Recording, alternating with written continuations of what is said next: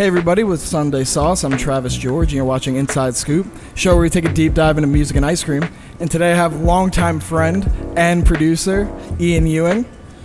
You know him from his music with Chill Hop, Sundae Sauce, his debut album Lake House, out everywhere. Make sure to go check it out. Ian, welcome to the show. Trav Dog, my sweet Trav Dog, dude. Happy to be here. Dude, you always call me Trav Dog. Well, now I am. I know, now it's a thing. Ever since the parlor, dude, I'm trying to get that to stick. But yeah, what are we working with here? What ice cream we got? Doubling up coffee, baby. We got coconut coffee and a jet fuel cold brew. All right, you ready to go? Yeah. All right, let's get it. With collaborators and stuff that we've kind of both come across is the fact that a lot of the people that we work with are also people that we became friends with. I'm curious, like, as someone who is in that boat of like trying to collaborate, but also to keep that work friendship kind of balance. Is there any insight that you can give the people in how to keep that balance and how to not let work and friendship get in the way of your guys' careers? Sure, yeah. Well, I mean, I think it's different for everyone for sure, so I can only really speak for myself and what I've learned is most important to me, and that is like the friendship based work. So really, like, I think the only thing I'm trying to do is slowly just meet more people that I'm much more interested in like kicking it first with somebody that I know is a music maker of some kind, and getting some sort of like repertoire or some rapport together, and just like getting a feel of each other personally before you even get into like a studio or even start sending stuff.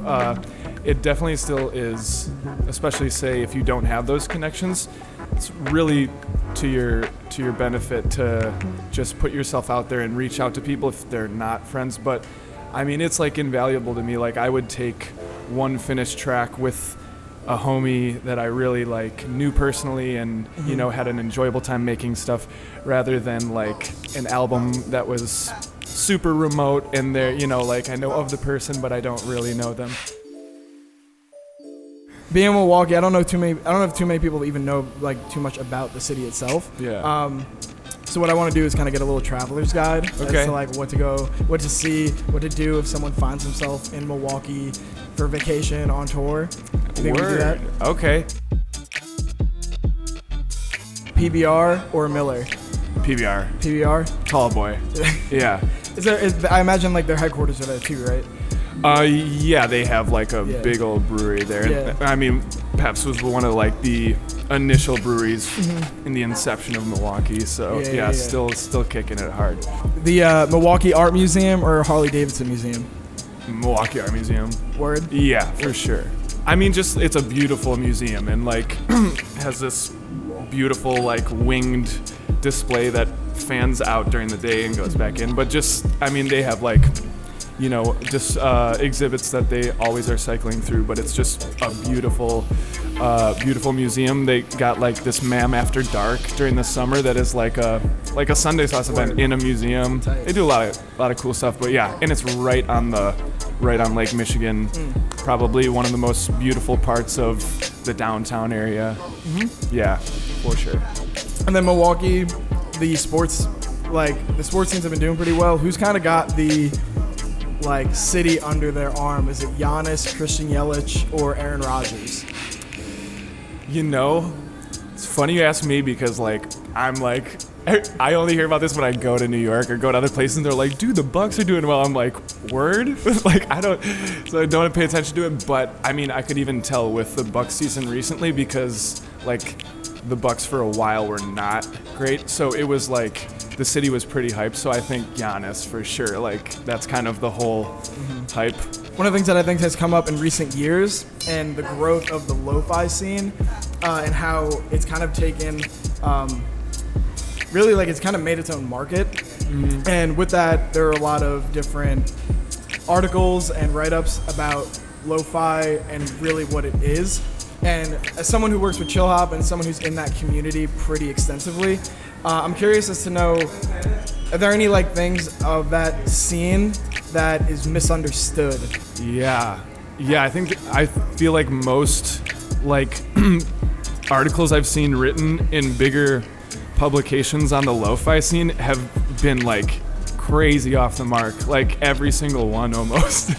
But yeah, I mean, I think what's misunderstood is like how I feel it's like how much lo-fi, like how deep the roots are in things that have been here for decades. Like I feel such strong roots to hip-hop and to every kind of music that is sampled in hip-hop, from ambient music, from, you know, from down-tempo genres. It's like, I've always loved it because it is that melting pot of like a lot of different things. But yeah, I mean, I get heated when I hear people, I see people, it's been written about as like apathetic music, and I understand it with the culture of streaming right now. Like people, you know, can start to market that as background music, and I get it, but it's like that's still music, like music that can meld into backgrounds and kind of set moods rather than be overt statements. That's still art, and it's like it's a big part of culture. See a lot of people talk about it as lacking substance, but it's like, no, you're not familiar with like the style, you're not familiar with the multiple genres decades before that have contributed to all these kids making lo-fi music right now. Absolutely. So yeah. But I get it, it's all good.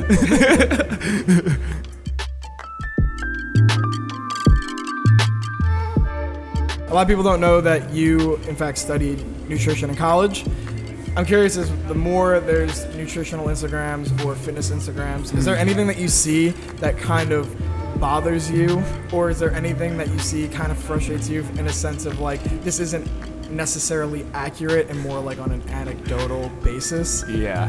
Aside from music, a big push post-college, like going into my final year, like finishing up my degree, that was like what pushed me away from nutrition. Was like, I mean, I love nutrition and I think there's so many really cool ways to work in nutrition to help people, but you know, at the same time, it's like a baby science in relative to other sciences. So we're like, that's why there's so much misinformation. We're literally like flip-flopping constantly. The amount of times eggs have been good and then the worst thing and then good and then the worst thing, like that alone is so goofy. But like, no, there's crazy amount of misinformation, and also like how it, like you said, how it meets up with the social media world of brands.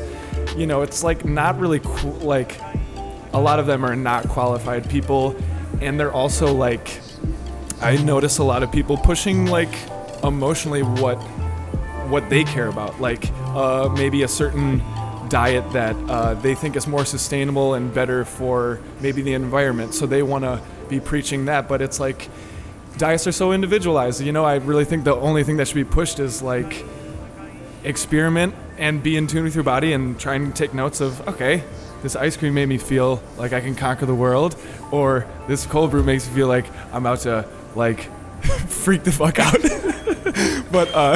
but no, just like, you know, just keeping track of like what makes you feel good, and it's just so different for everyone. So what's your beef with Sabra? Oh, God. Dude, gonna make me get my blood pressure up here this early in the day. Dude, I just can't fuck with it. You know, it's like the most watered down version of hummus you could possibly get, you know? Like, gotta make the homemade stuff for me, but it's just like Pepsi came along and was like, cool, people like hummus now. I'm gonna start making that by the vatful. Boar's Head is making hummus now. Like, come on, dude, that's a travesty. It is a travesty, dude. That's pretty cool. That's pretty. But like, I'll still eat it if it's at parties. If it's the only hummus at parties, I still gotta eat a hummus. But you know, if you're gonna buy me hummus, don't get that Sabra for me, man. I'm gonna be mad. I want that gift receipt. So, I need you to uncover a tweet for me. Okay. This tweet comes from Flamingosis. Okay. All right. The first time I crashed at Ewing's crib, I ate mac and cheese pizza for a week straight. Yeah, that was at the previous crib before I moved in with my now wife. So I just had a couple of roommates, and one of which worked at Ian's Pizza, actually, which I don't even know if that's just in Wisconsin, but it's like pretty fire pizza. But he like would bring shit home by the garbage bag full. Seriously, like I think this was around some holiday time too, but he came home with a disgusting amount of pizza. Like it was crazy. And yeah, like enough to make like we could feed guests for like a week straight, and Aaron was all about it. He was eating the mac and cheese pizza. I was like, nice, dude, just have at it. Yeah, but it was too much pizza, man. Holy shit. What's the beef with slowed edits, dude? I need to know.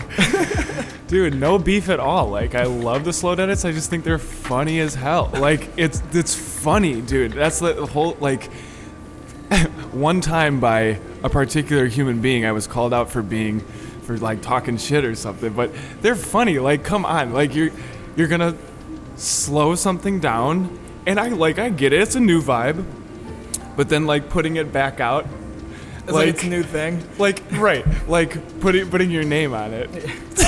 It's like, no hate at all. That's just funny. Like, but the second you can't see any funniness in that, like, isn't the point of making a slow edit like, oh, this is new, and you do it for fun? But the second that you like take some pride and attach some ego to it, it's like, what is the point of this? Like, how can you not laugh? I don't know. They're funny. I got no beef with slow edits. I love them, dude. I want them even slower. Oh, please. All right, man. There's the last thing. You get to look into the cameras and let the people know what you got going on. Word. Okay. Lake House is an album that I just put out about a month ago. Check it out. 10 tracks, a lot of vocal features, pretty fun. Yeah, really excited to have that out into the world. And I will have a little EP on Chill Hop coming out next month, I believe September 9th. A little more the roots of my little, hip-hop, good vibes, instrumental, little 6-track EP. Yeah, those two things. Happy to have music out. And then on tour with Joey Pecoraro in the beginning of September. LA, San Francisco, New York, DC. Come out and see us if you're in those places, dude. Get us that hummus, you know. I'll even take Sabra. If you're coming out to a show, I'll take Sabra. No worries, that's fine. But Thanks for being here, dude. Thank you for having me, bro.